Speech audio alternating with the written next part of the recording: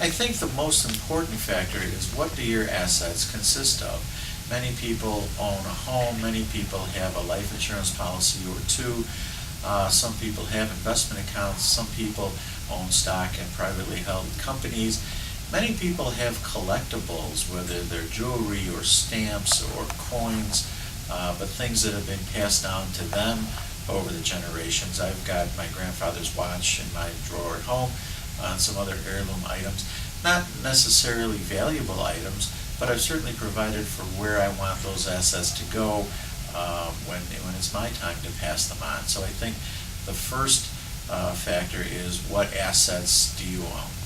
I think the second factor is who you want those assets to go to. And if you have children, oftentimes they'll go to those children. Now we need to consider where those people are in their lives and how responsible are they, and do they have an addiction issue or a creditor issue or something that we know we need to plan for, versus most people are fairly responsible, and most parents are pretty comfortable leaving their children assets unencumbered. So I think the second factor is who it is you're going to leave those assets to. I think the third factor is what the tax implications of all this are. The estate tax levels are much higher now than they've ever been. The federal exemption in 2015 is $5.4 million, and the Illinois exemption is $4 million. So the estate tax constraints are much less than they've ever been.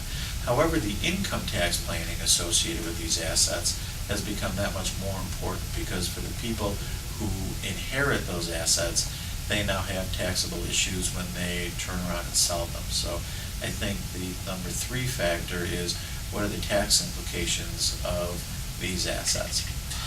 The fourth most important factor is more of a family issue. Oftentimes there are multiple marriages, there are multiple sets of children, and trying to balance all those factors out becomes the overriding concern for certain families.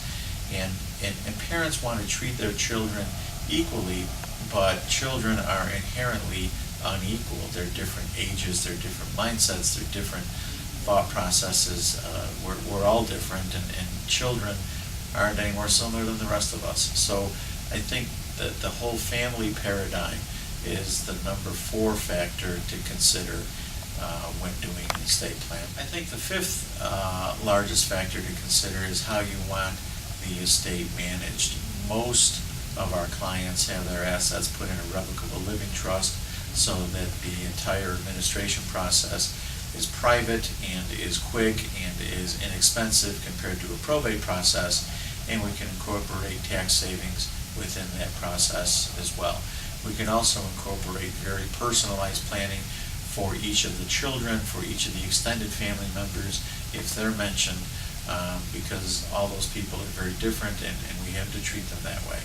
So those are the top five factors that I can think of that apply universally to just about every client that we see.